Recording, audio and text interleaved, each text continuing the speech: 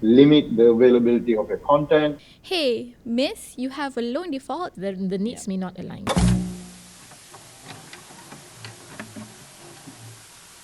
Hello, everyone. Welcome back to another episode of Beyond the Headlines. I'm Hazwin Hassan, your host this week, where, as usual, we'll be going through the stories that made the headlines and more. Now, if you've been following our NST-focused reports, you'll probably be familiar with the recent car repossession syndicate that has plagued both the credit and used car industries. So our first discussion today will focus on just that and the most recent news reported out of the car repo fraud stories and how to tackle the crime that has preyed on vulnerable victims. We are also going to talk about the dual language program in schools for the teaching of maths and science, otherwise more commonly known as DLP, and the recent protests carried out by parents following a sudden switch from English to Bahasa Malaysia in some schools in the Klang Valley. And later on, we will touch on cybersecurity concerns for all things going viral in light of a rather controversial video that made rounds on the socials not too long ago. So to help me unpack all of that are my guests for today. To my right here, making her debut on the show right at the very end of the couch there, I have here our very own Ilya Marsha Iskandar, our reporter who is here to give us more of a complete picture on the car repo fraud stories. Welcome, Marsha. Very pleased to have you on. Thank you for having me. Right. And next to Marsha, we have our special guest today, Dr. Aida Baizura Bahar, a senior academic from UPM's Faculty of Modern Languages and Communication, who will take us through the dual language program situation in our schools. Dr. Aida, thank you for being here with us today. Thank you for having me today also, Hazwin. Pleasure to have you here. And later on, we'll have via video call a cybersecurity expert to help explain how far artificial intelligence, or AI for short, and deep fakes can take us in doctoring or even fabricating entire videos that end up going viral, as in the case of the recent Dr. Agus and Wahab video. Now, on to you first, Marsha. We have had reports on repossession syndicates misusing police reports to inflate the prices of repossessed vehicles and assure protective buyers that the vehicles may be used without much trouble from the authorities. Now, from what I've just read, that pretty much encapsulates the business being run by the syndicate groups. Now, how the syndicate is run in this car repo fraud has been successful in targeting down and out car loan defaulters who are at the mercy of their creditors, the banks, and the repo agents sent to get their cars is quite something else. To me, this has organized crime written all over it. So how exactly do the syndicate groups carry this out, starting with how they target their victims? Marsha. Thank you, Hazwin, for posing the question. So first and foremost, NST Focus, our team at NST, had in September published a series of reports on the car recycling syndicate. So basically, these syndicates are actually masterminded by repossession agents, or better known as repo agents. So how they operate, firstly, the banks would actually employ them or pay them to repossess vehicles that have loan defaults.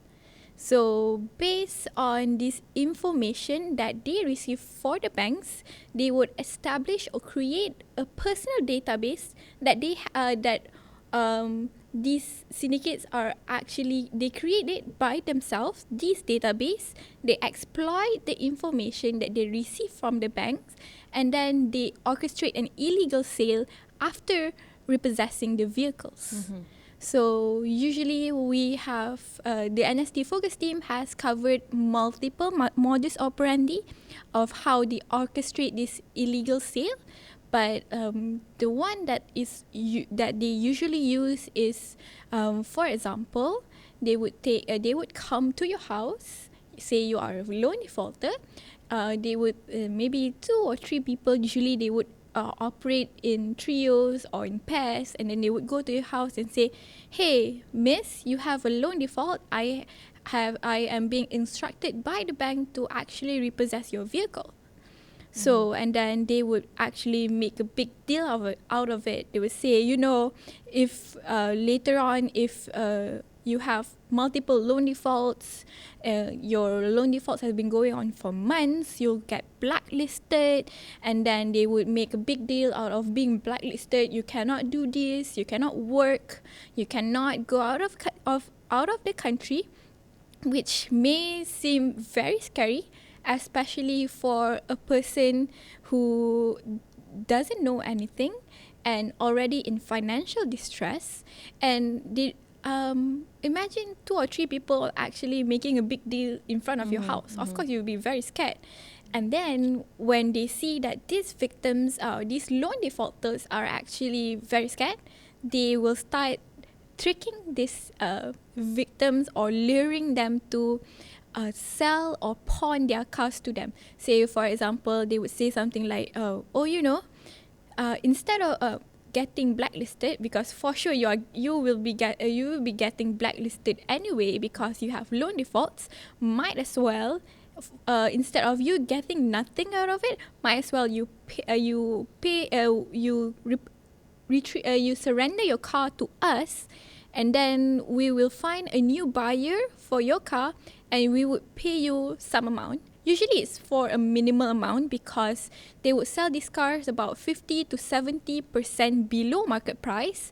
Say, for example, maybe they would sell your Myvi, if you have a Myvi, for maybe 5,000 ringgit. And imagine you already in financial distress. Actually, this 5,000 ringgit is coming out of nowhere. Instead of not getting your car, not being able to not use your car, might as well you get the 5,000 ringgit. So this is how they trick their victims. And these cars are usually sold to be named as Kereta Jeti, Jalan Terus, or Kereta Piang, and it only is sold by cash. Right. So usually they will sell these cars through a WhatsApp group, or maybe a Telegram channel, or it could be, a quick search of on Facebook, or Kereta Jeti, Jalan Terus, or Kereta Piang. You can see multiple of these cars, repossessed cars actually. So, little did they know that after surrendering their cars to be sold, their new buyers are usually criminals, or they would use these cars for criminal activity, because at the end of the day, the car ownership is not really transferred. So the car, even if it's detected by the police when they use it for criminal or some sort, it would not go back to the new buyer or the criminal, because they don't have any money trail. It's sold as cash. So at every day, they would sometimes receive calls back from the police saying, "Oh, your car has been used for a robbery." Right. So this is how they are tricking and actually fueling some sort of criminal activity.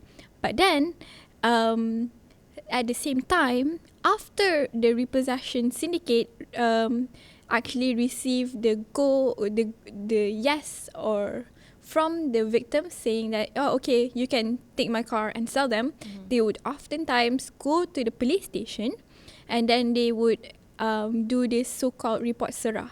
So report serah is actually a so-called report to transfer responsibility from the victims, from the loan defaulters, to the repo agent. But however, this so-called transfer responsibility is not really real or legit, I would say, because at the end of the day, it is illegal. You cannot sell your underfinanced car to anyone, because at the end of the day, the car still belongs to the bank, Right. and you are still under loan. The car is not technically yours. So I would say that the police should not have actually receive this report as well. This report is also sometimes actually written by the repo agent and just signed off by the loan defaulters. Are they threatened at any point to have them sign the report, as you said? Because it seems to me, obviously, they're not signing it. They're signing it voluntarily, but it seems like they're signing it under false pretenses, right? Yes. They're brought in and told, well, this is the only way out, or rather, this is the easier way out.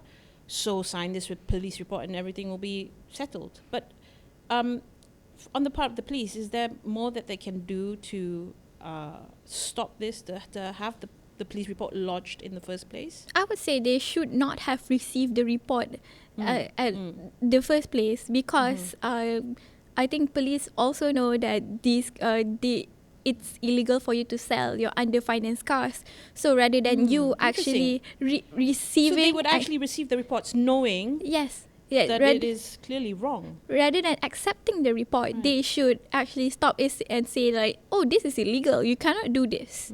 Because the report serah, so-called report serah, will be used to actually inflate the prices of the so-called second-hand cars. So, for example, if they were to sell a Myvi for 5,000, with a report they can sell it for 10,000, because people are more convinced to buy cars with a police report because there's an official police logo on it. Right. So basically, So it gives them more of a guarantee. Kind of like the police are also being used in this sense, and these are what fueling the market itself. I see. So because they are able to have all these so-called documents, more people are into selling and buying of these cars. There are also cases whereby these cars are sold with a sort of protection stickers. Okay. So these protection stickers are actually masterminded or like supplied by secret society organizations. So with a car that has a protection sticker, meaning to say that you cannot repossess this car, it is also called as create a logo. So there are also cases of that, create a logo, and also the protection stickers can also be used to actually lure in the loan defaulters before they sell their cars. See, that was one scenario when they said that they want for you to pawn your cars. The other scenario would be like, okay, miss, what if you don't have to pay the banks maybe 800 or thousands monthly? Instead, you would, why not you pay me 200 ringgit, the repo agent said, 200 ringgit monthly, and then I would guarantee that your car will not be repossessed. So they're offering protection services at a fee. Yes, but then... Slightly lower than what it would cost them to pay back the banks. Exactly. But then they would be able to only go within a certain locality that they can actually protect them, their own kawasan or some sort, their own area. But then, at the same time, for victims, they would think like, oh, why not? Why not? I don't have to pay thousands to the bank. I only have to pay 200, for example, and then I could go to the shop, I could go to the office, I could go and work. But so it's like a bargain. It's a deal for me because I don't have money, I have financial issues, so why not? This is how they trick the syndicates. But this is how they trick the victims, but the syndicates are usually, the repo agents are usually, they would also receive a certain amount of money, a certain sum as like some sort of royalty or for them to sell, to market this sort of protection stickers. So just to establish some key facts in this whole syndicate and how it's being run and orchestrated by these groups. So these repo agents, they're legit agents. Some of them are licensed, if not all, right? So can we know who licenses, who gives them the authority to go out and go out and about, doing their business? These licenses are actually given out individually Okay. from the Domestic Trade and Cost of Living Ministry. All right. So issued by the ministry. Yes, they issued by These the ministry. licenses then give them full reign to carry out services that they were paid for by the banks, the creditors? Yes, but then we have to remember that this license are actually issued individually. Of course, the team has also received word from the ministry that enforcement officers would revoke the licenses of the repo agents they are involved in such illicit activities. But then we have to remember that most of the repo agents on the ground, maybe some or most, are actually unlicensed.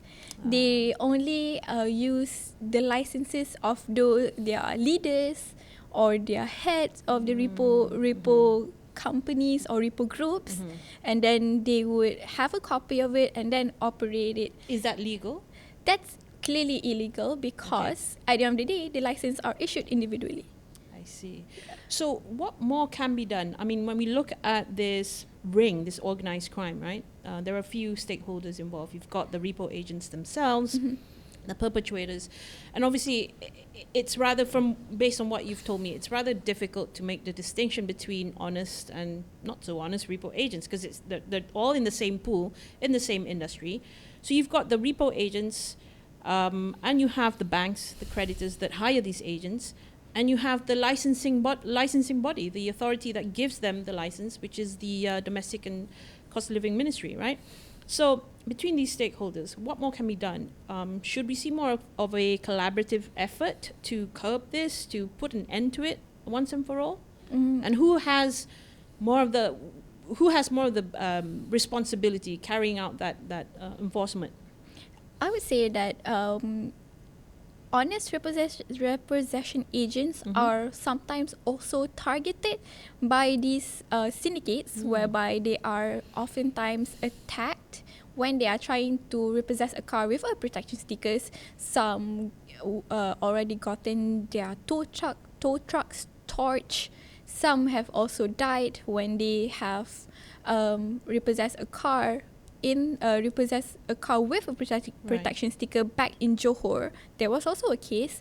So actually we have received a commitment word by the IGP himself, Tan Sri Razaruddin Hussein, who said that he has met with multiple stakeholders to including the banks even, to actually have efforts to clean up the industry.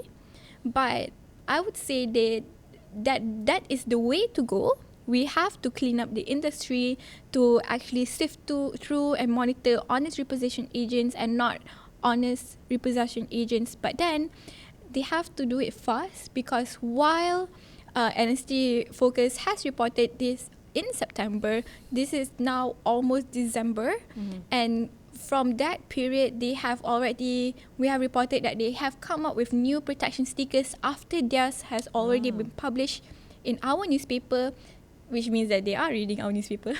And also the fact that honest repo agents are still being targeted, they are still being intimidated, they are still being attacked, which means that while they are a bit scared, they are still going out there full on violence to honest repossession agents.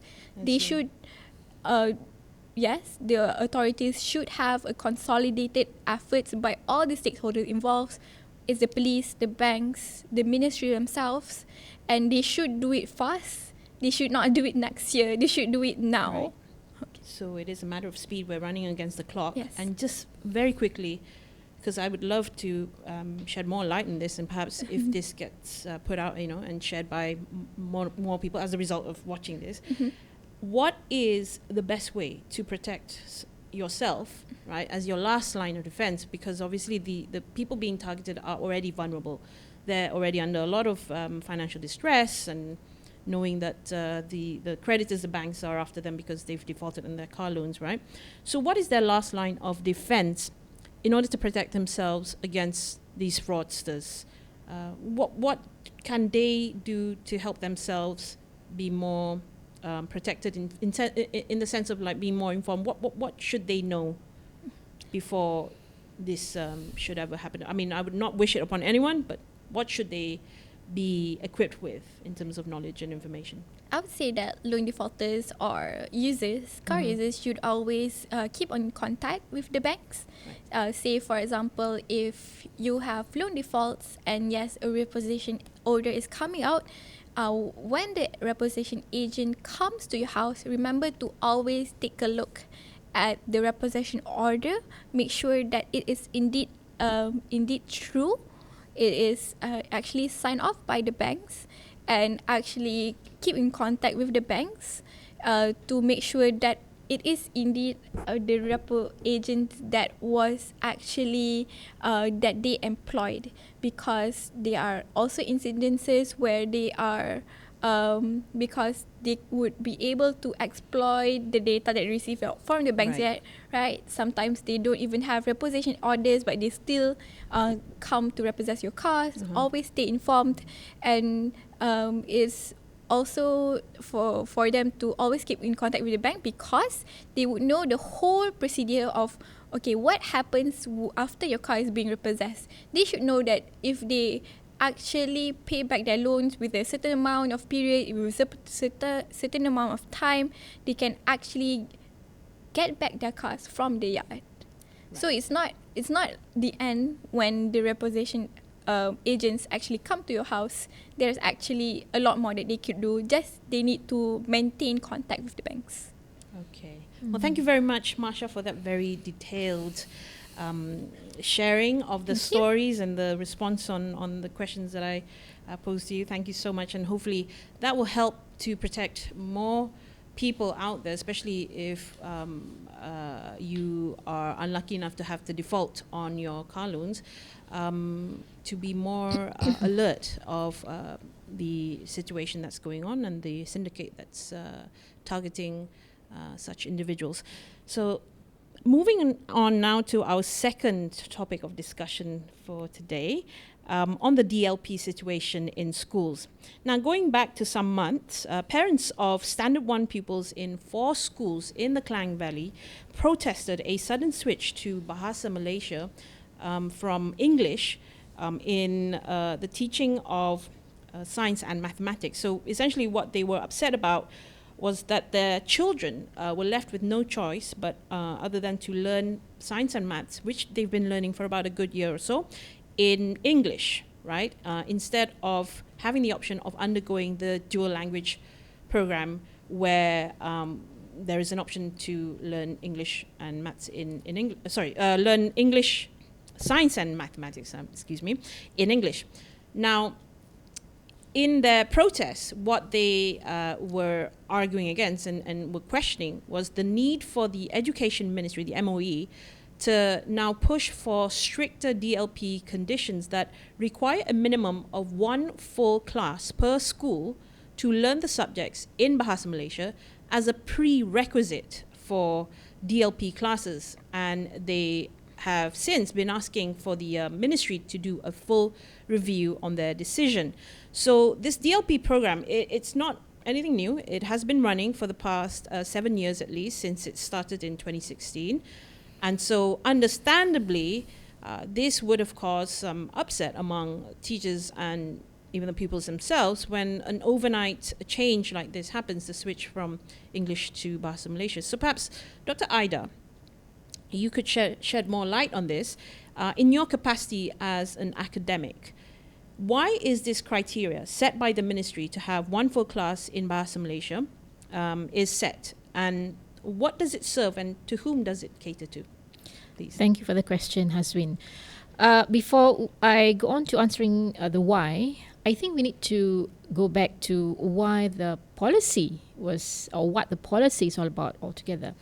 Under the MBI, which means memertabatkan bahasa Malaysia, memperkukuh bahasa Inggeris. In English is to uphold bahasa Malaysia and to strengthen English language, which is under the Malaysian Education Blueprint. Yeah, and they introduced the DLP, the dual language program, the DLP for primary 1 and secondary 1, which was to replace the original program. It's a reform version of the PPSMI, Pengajaran dan Pembelajaran Sains dan Matematik dalam Bahasa Inggeris. So as you rightly said just now, it was in 2016. But it does come with 4 criteria.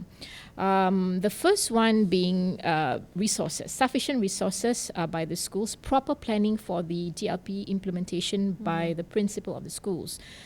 And they should get applications and permission from parents or guardians of the school children.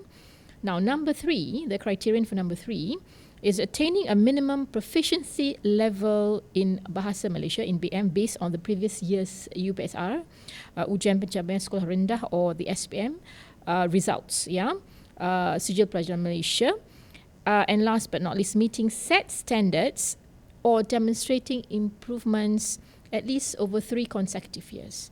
Now, the why they introduced this is I myself believe is because of the perhaps inability or overlooking the criteria number 3.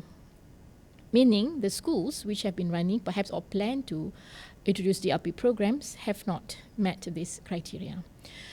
The why is also because we have a national policy in place in which Malay being the national language, Malay being the national language for all national schools by right, So when we have that in place, it is actually catering to the policymakers.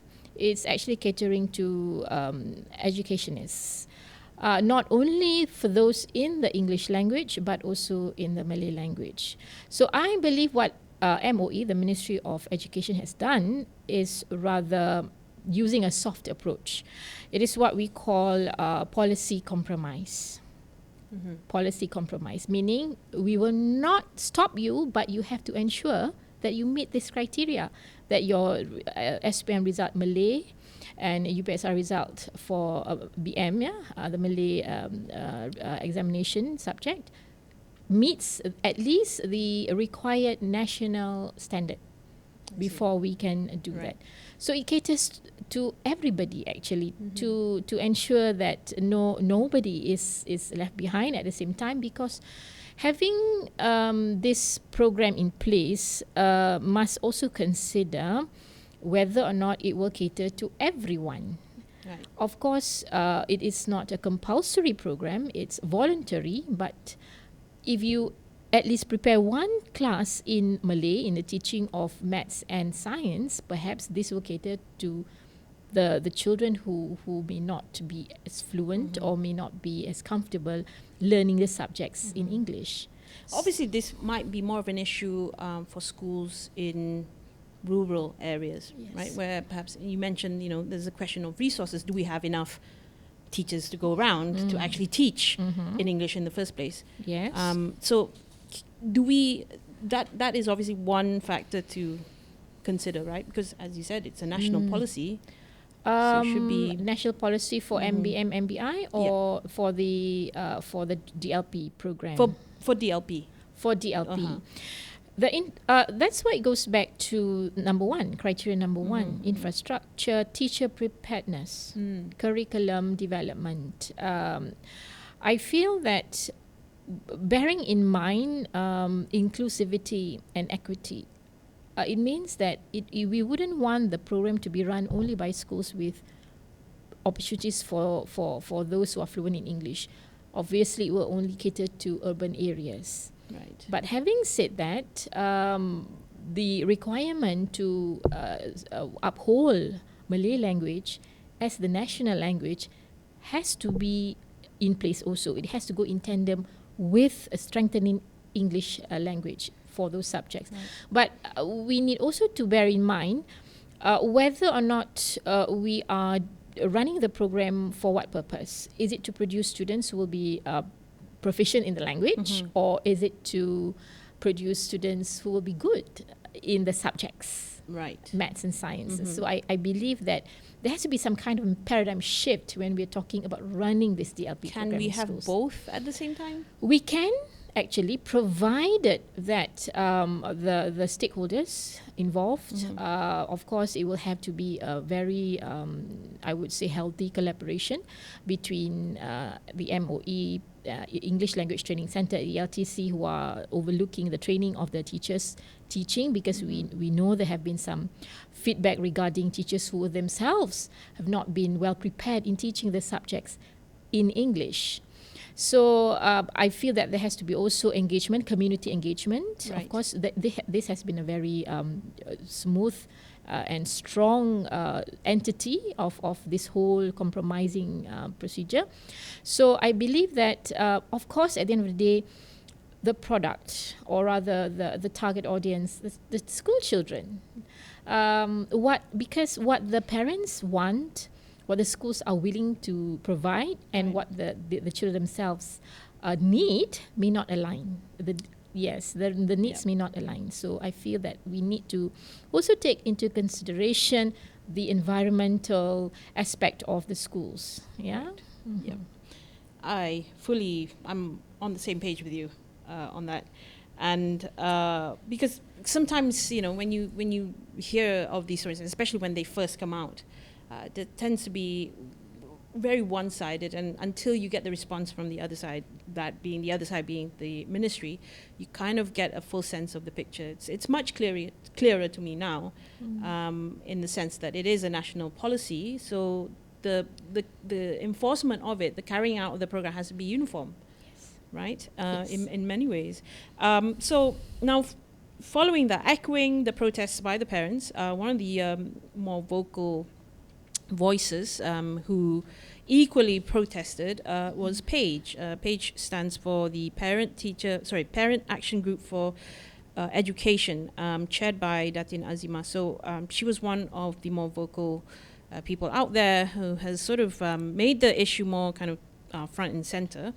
And following their calls, echoing the protests by the parents in the Klang Valley, Tun Dr. Mahathir also called to reinstate English in the teaching of STEM subjects, STEM being science, technology, engineering, and maths, right? So in a tweet that he put out, he said that English is the world's lingua franca, and that we have to do more to keep up. So from how I see it, I think last-minute switches in trying to reconcile with why they went out to protest the switch should not be happening, especially if, the way I see it, since the program has been running for the last 7 years, it seems to me that these switches, or going back and forth on the decision, can somewhat hinder progress that's been made.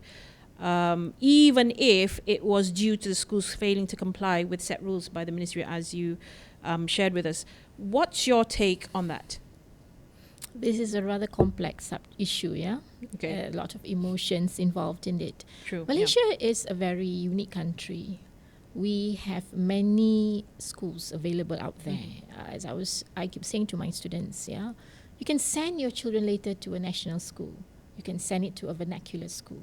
You can send it to a private school. You can send it to an international school or Islamic-based school, or you can homeschool. 6 types of schooling, yeah.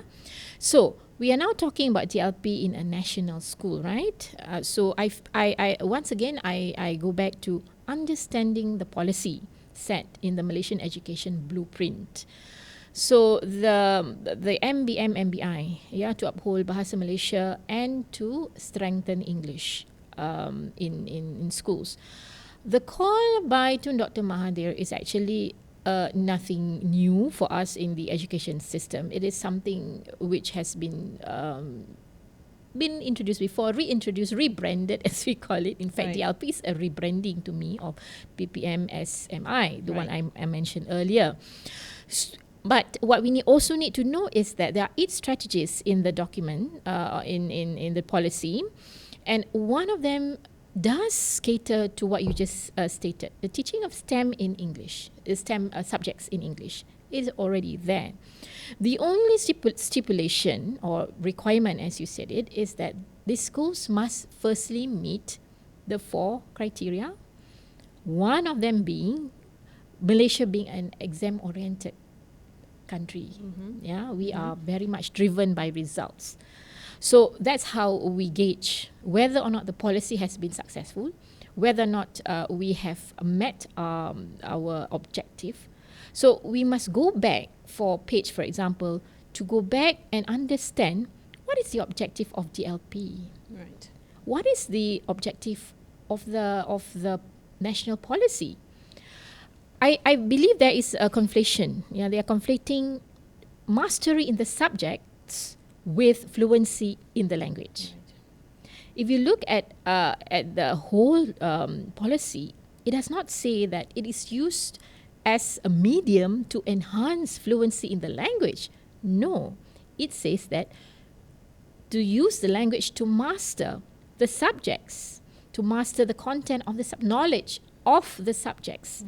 Because this because has been left out as I see it in the debates on DLP, the polarization in ideas. Yeah, everybody is coming in with their own agenda, obviously, but does it serve everybody? Because we do not want it to be an elitist movement per se, because it's very hard to actually already eradicate this thinking that if you're fluent in English, you are not a nationalist. You know, I mean, you do not have love for your country, right? Yes. So that is what I believe Dr. Mahathir is also saying. We are not actually putting aside to the side, yeah, or question the status of Bahasa Malaysia as a national language. We just want to ensure these subjects are taught so that we produce more students who will be interested in the subjects, the STEM subjects, who will then go on at tertiary level to pursue science programs. Yeah, because at the tertiary level, most of the resources are in English anyway. That's what he's saying. So I believe that we have to be clear the trajectory of the polemics on this. It cannot go off tangent. It cannot be self-serving, and it has to cater to the national agenda. Right. Yeah. And so you have, on the one hand, you've got the likes of Tun Mahathir saying we need to reinstate the teaching of STEM subjects in English, because not to undermine Bahasa Malaysia as our national language, but because we just need to keep up with everyone else, right? But on the other side of that, also, I would say rather similar argument for pushing these subjects to be taught in English. We have, in what I can say as far as I know of this, because these schools that had this switch, the sudden switch, these schools were in the Klang Valley, and there were, so far that I know of, it's been reported 4 schools that were reported to have these protests being carried out. I feel that it's rather an isolated case, and somewhat there seems to be a sense of elitism, as you sort of shortly pointed out there. Is it a case of elitism now? I don't think so. I just believe the Page and the schools involved are genuine in their concern for the welfare of the students who have, as you said, they have been learning the subject in English for the best part of the year. Because last minute switches, of course, will affect the morale of the students, not only the teachers.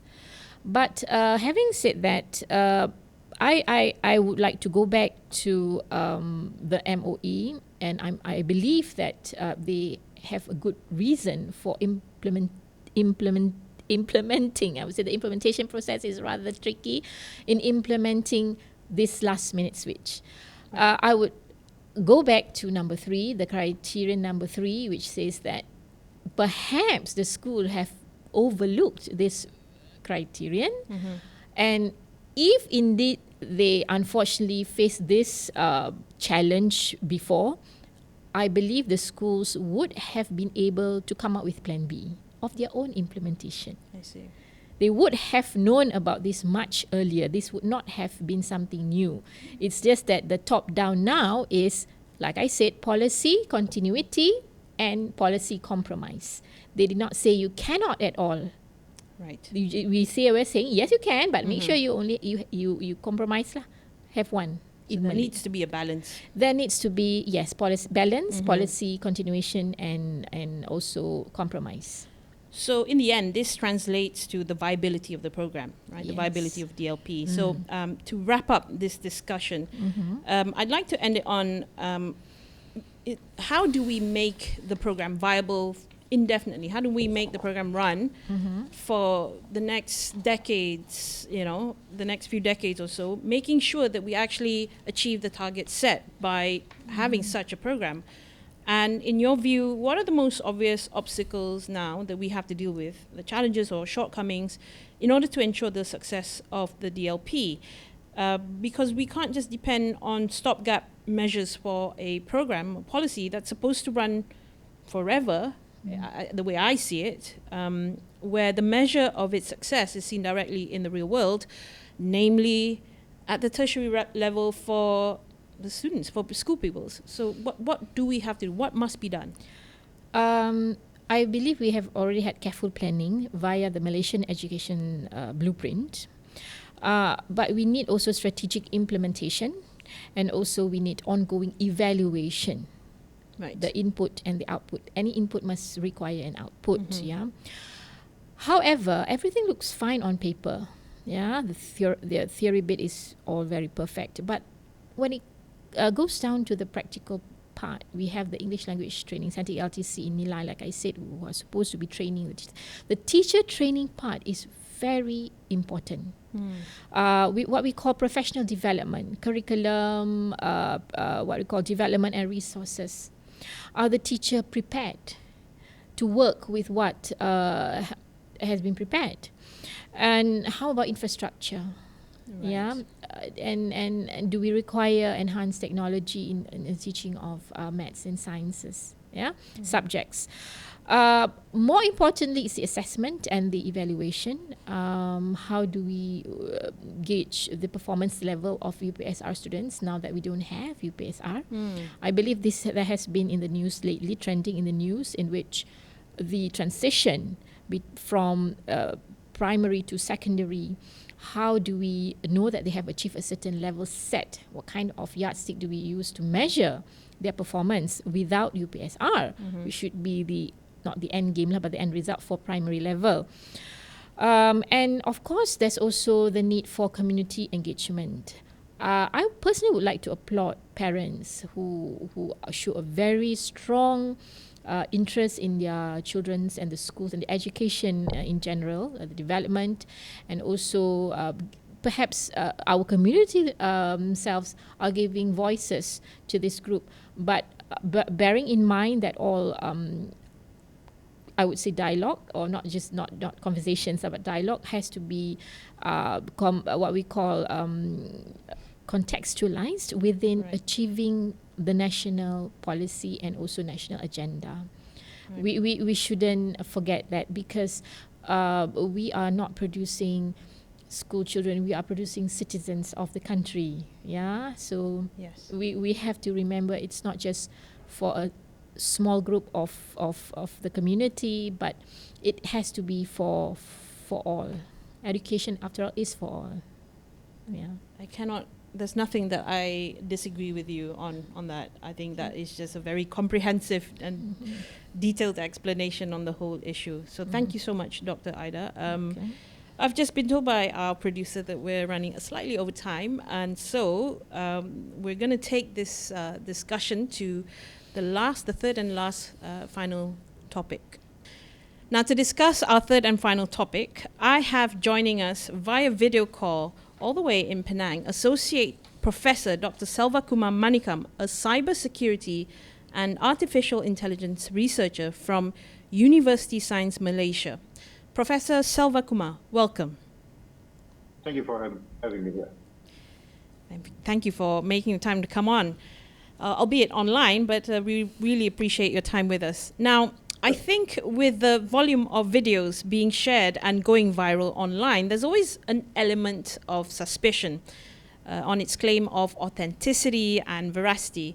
It doesn't speak to all cases, of course, but in light of the recent Dr. Agus and Wahab video that surfaced, and perhaps I should give an overview of the video I'm alluding to. So Around sometime last week, a video had gone viral depicting now former JCOM, which is the government's community communication arm, JCOM Director General, Datuk Dr. Muhammad Agus Yusof, having a conversation of a sexual nature with another man now known as Abdul Wahab Abdul Qadir Jilani, also an employee at JCOM. So following the viral video that surfaced, both of them held a press conference late last Friday night to come forward to say that while the video was authentic, they claimed that the audio had been manipulated. So to me, this, based on the claims that they made, if in fact the video was manipulated, the audio was manipulated, it was to essentially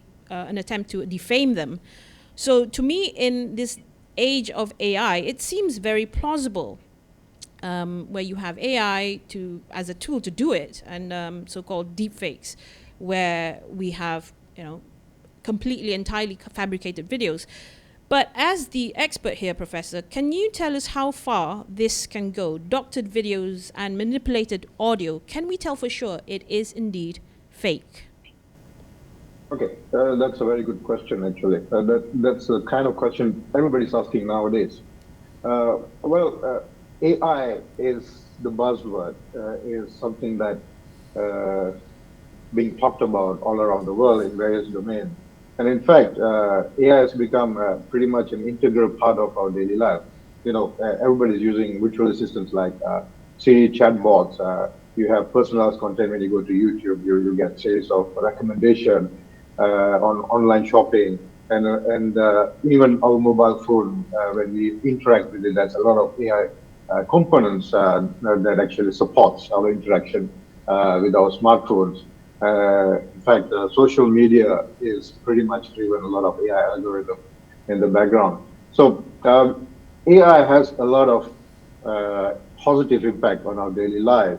While I'll say that AI has been very positive, but it has also its dark side or the negative impacts.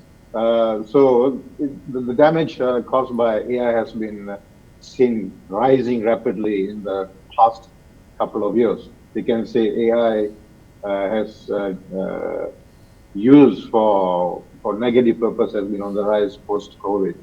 One of the most prominent technology that leverages AI is the deepfake technology, basically used to create fake content, to produce deepfake, deceptive videos, to produce doctored audio recordings, and this has the potential to spread false information. In the case of Agus and Wahab, potentially damage reputations, and also it could be easily used to manipulate public opinion, skew public opinion on certain aspects, certain policies, certain figures, public figures, in Malaysia, also around the world. This has been happening the past few years. It is still happening. It will continue to happen. But to say whether, in the case of Agus and Wahab, whether the video is doctored, detecting deepfake videos getting more and more challenging because the technology behind them is evolving very fast, very rapidly.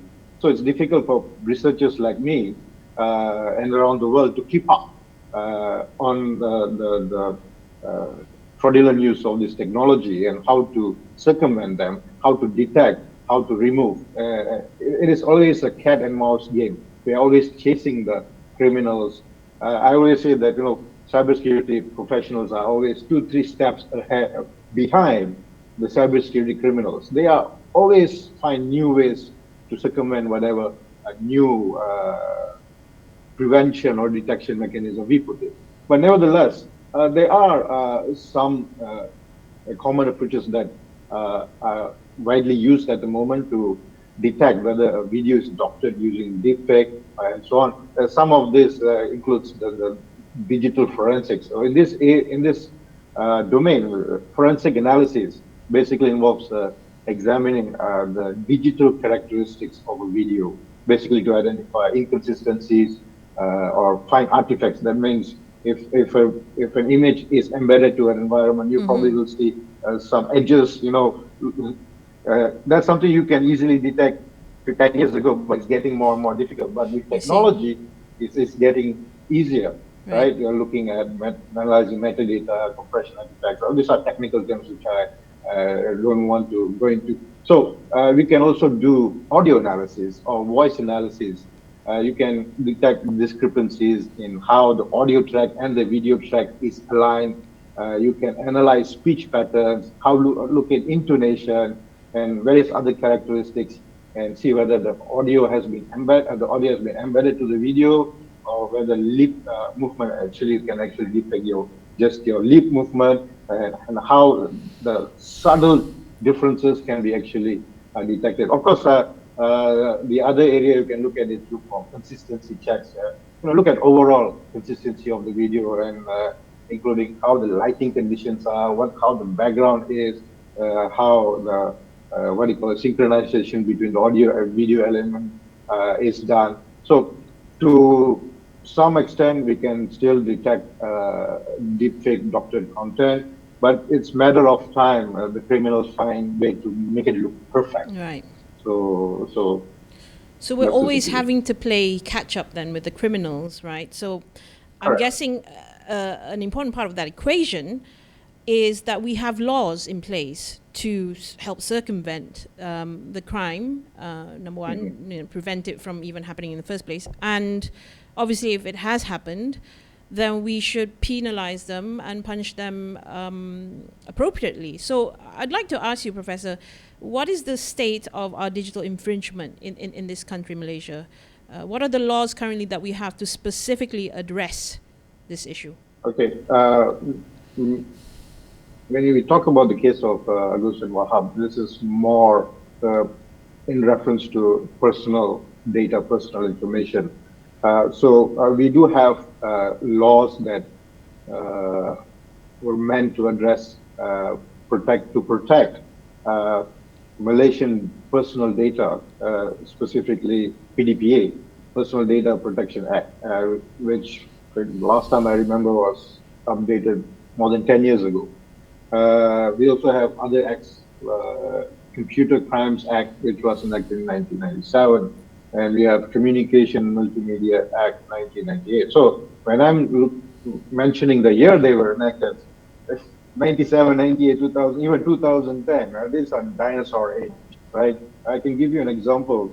In one of these laws, it is illegal. It's a crime to download copyrighted content, right? So if somebody catches you with copyrighted content on your device, on the computer, you can be prosecuted. But there is no provision says that if you stream illegal content, you will be prosecuted there, because 15 years ago, the concept of streaming content was non-existent. We had dial-ups, very slow internet. There's no way we can do streaming. So that concept or that capability or that technology was never considered in the law. So it's okay for you to stream, but not okay for you to download. So the laws are not in tandem with how the technologies evolve. Technology evolves very fast, but it takes us forever to update our laws to be in line what has changed in the area of the cyberspace. Number two is, when it comes to cybercrime, online content and all that, this is borderless. I don't have to be in Malaysia to commit a cybercrime in Malaysia.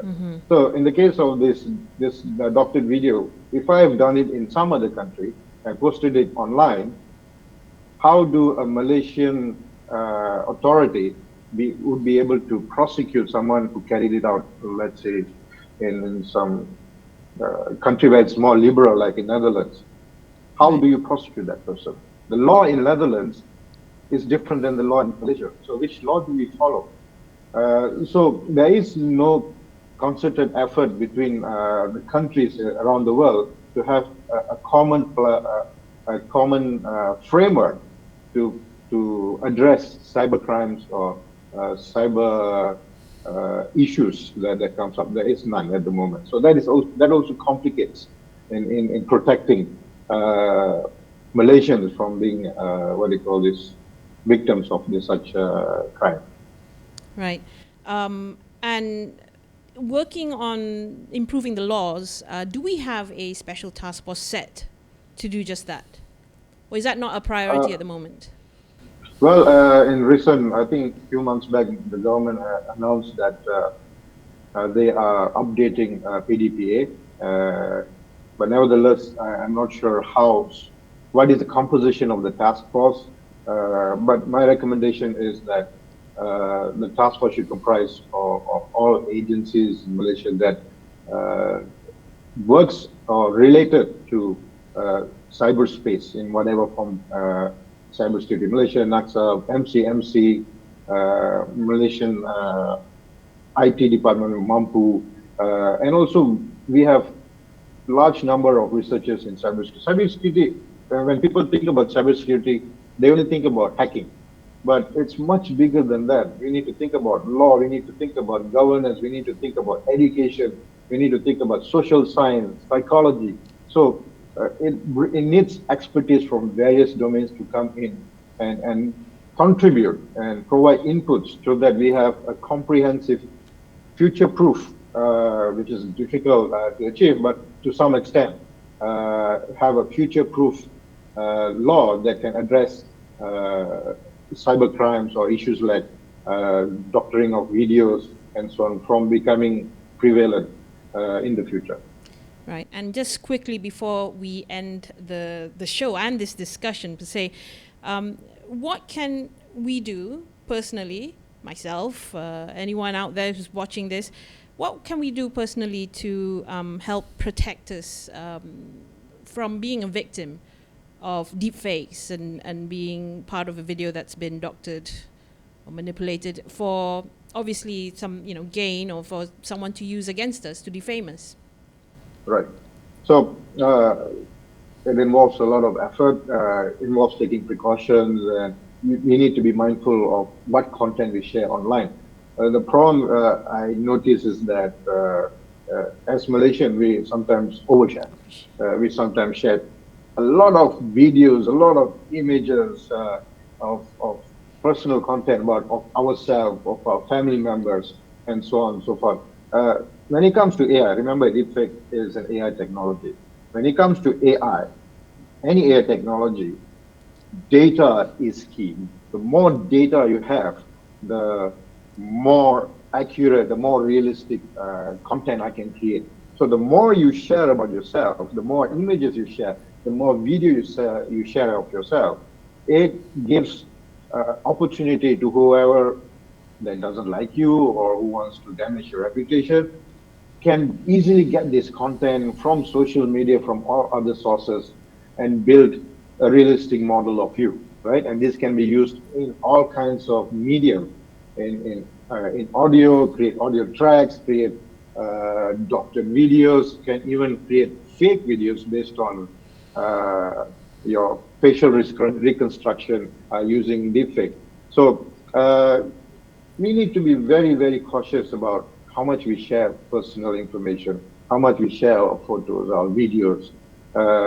So key, limit the availability of your content, and this will basically help to reduce. I'm not saying it will prevent or alleviate completely, but it will prevent to some extent of you being a victim. If you really need to share personal content, maybe you're an influencer, you need to share content and all that. So consider using watermarks, right? I see. Okay. By adding watermarks to your photos and videos, it makes it more difficult for them to extract facial features and so on, and so on. While this again won't prevent manipulation, it can be a deterrent. So it makes it difficult. So if it's difficult, they won't put the effort to go and do all this. So these are my advice for my fellow Malaysians. Don't share too much. So less is more then? Correct. Less is more, especially in the world we live today. Right. Thank you so much, Professor Selva Kumar, for your shedding light on that and sharing with us the tips to help protect us from very unscrupulous parties out there who might have some bad intentions, ill intentions towards us. So you just never know. Now, before we end, I just want to again thank my guests for coming on today. Masha, thank you so much. Thank you for having for me. sharing all your details on the car repo fraud stories. And of course, our special guest, Dr. Aida Vaizura, thank you so much for coming in today. I know that you're rushing back to UPM after this. Yes, Catch your convo. Yes, it's been a pleasure being here, listening to all the other two experts on their respective topics today. Yes, I have a PhD hooding ceremony for the faculty, and after that, next week, as you know, the whole of the country will have their own convocation ceremony. So I this is the time of the year for us. Right. It's like our Oscar ceremony, yeah. Wonderful. For Splendid. academics. So I hope you have a wonderful time. Thank you very much. The rest of the Thank day you very much, after this. Haswin.